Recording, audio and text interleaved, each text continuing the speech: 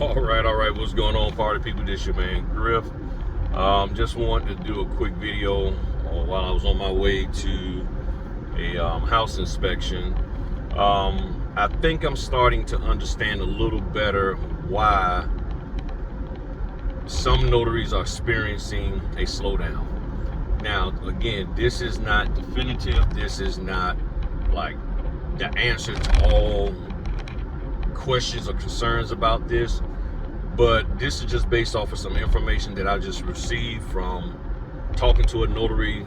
Met her for the first time. Wonderful woman. Her and her daughters are doing the business together, and just talking with her and then taking into account other information that notaries have told me, I'm just going to share with y'all what I'm concluding that could possibly be the issue. The issue is that many of you have narrowed your focus down too much into who you're working with. And based off of what I've been told in the past about some of these companies, some of the companies will send you so much work that basically you don't have time to even breathe. They're automatically sticking stuff on your calendar when they see that you don't have anything scheduled. They're just giving you orders, one behind the other. A lot of these orders are hybrid, so a lot of notaries have gotten spoiled and thinking that, oh, okay, this is the way it's supposed to be. 85 pages, and I'm getting $100, and I ain't got to print that much, or maybe 100, maybe 105 pages, but I'm getting paid, to them a decent amount of money, maybe 110, 115, something like that. And this one young lady I met yesterday, basically what has happened, she just dealt with like 2 companies, and they were just sending her work all the time. She was getting all this work, and now things are slowed up to where, 1, they dropped the fee, and 2, it's not as much work. So I asked her, I said, well, are you on SnapDocs? She said, yes. I said, have you been putting your orders in SnapDocs? She said, I stopped because I got so many that was coming from the other one. I was having 3 and 4 and 5 a day. So she didn't keep up with it, which can be a task. Then I said, are you on signing order? She like, who was that? So she didn't know who they were.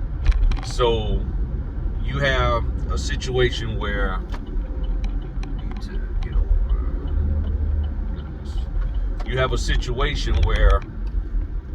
you somehow got on one of these other companies, and those companies could be Mortgage Connect, Service Link, or Amrock. Those 3 right there, and there's nothing wrong with them, okay? There's nothing wrong with them whatsoever.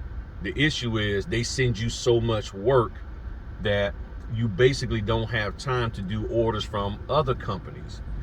And then if you're not communicating in your profile and things of that nature that you have other work, so you might be signed up for SnapDocs or Signing Order or CX Choice or Signature Closers, any of these other platforms, and you don't put in there that you are actually doing work, how are they going to know? Now, I understand that there are some people out here that are educating y'all and telling y'all that, well, I own a signing company, or signing companies don't care about your profile. They only look at how, the proximity of where you are in relation to where an order is and things of that nature. That may be true for some, but not all. Not everybody is like that, okay? And that's the thing. A lot of people think the way one signing company is, the way one side of the country is, it's that way for everybody, and it's not. And you're going to have to stop thinking that way and really, really look at stuff as a business owner and realize that these companies all operate differently. So if you sit here and you're in a business relationship with them and they're giving you all of this work and you don't have time to go out and do work for anybody else, you're taking a chance that when they start slowing down, you're going to be slowed down. And then you go try to work with these other companies, and they're like, what's your experience level? And you don't really have anything to show them because you never wrote anything down, and they don't have time to do some kind of interview with you. You're just like, well, I've been doing this for 3-4 years, and you've never put anything, you never communicated in your profile, you never said that you're doing work for these other companies, or you've done this many signings. You're doing yourself a disservice. Okay, that's where you're hurting yourself. You know, forget all this here, somebody taking this dollar amount or that dollar amount. You're not properly communicating your availability to these companies. How are they going to know? So now things have slowed up. She's seeing a drastic reduction. And then I got to thinking, I said, so I wonder if this is the case for other notaries. Because so many notaries, you know, y'all hop on these platforms and y'all ask these questions, but y'all don't disclose what your work status is, meaning whether or not you're just doing business through one company or multiple or any of that. So if I don't know, you're asking me a question about why is it slow, this, that, and the other, but you've been working primarily for Amrock, Service Connect, or Mortgage Connect and Service Link. And those companies are traditionally lower paying, and they will flood you with a bunch of hybrid signings, and you don't tell anybody that. How can a person properly guide you? And then you're not signed up for SnapDocs, Signing Order, CX Choice, and none of the other platforms. And if you are, you're not communicating that you have done work. You don't say nothing in your profile. You don't put anything in SnapDoc. So all of these things are a snowball effect for you not getting any work. And then you're like, well, this notary business sucks. Well, you're just lucky. Why you get this and you don't? And you can do all the marketing you want, but if you don't communicate that you have completed work, nobody's just going to want to give you work just because you showed up. You know, what can you tell me about yourself that, hey, you have done ... I look at your profile and your profile says nothing. You see what I'm saying? This is what's going on. So I strongly encourage you, if you haven't signed up for these other platforms, you need to. If you haven't put stuff out in, okay, I'm in the straight up hood.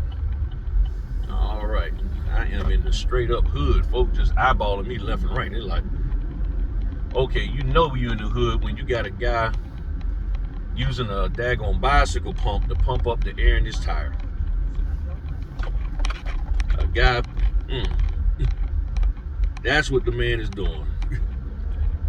Okay, I ain't seen that. Okay, man, I wish, and honestly, I wish I had because I normally have my air thing with me in my car, and I would have pulled over and pumped his tires up for him, but he's sitting there pumping his tire up with a bicycle pump.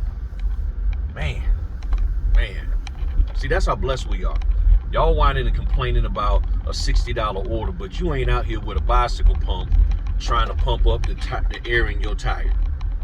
So y'all need to think about that. Y'all sitting up here complaining about this, that, or the other. I don't miss my turn. All right, let me turn around this way. Goodness. All right, don't want to be hitting anybody's vehicle. But yeah, back to what I was saying. All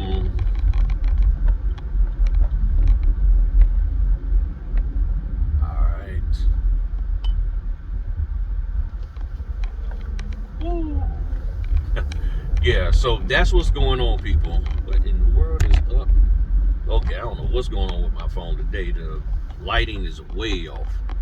But yeah, so that's what's going on. Y'all gotta do a little bit more than,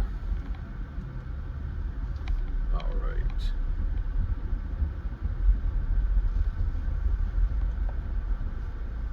I'm sorry, y'all. I'm just trying. This here is a weird layout.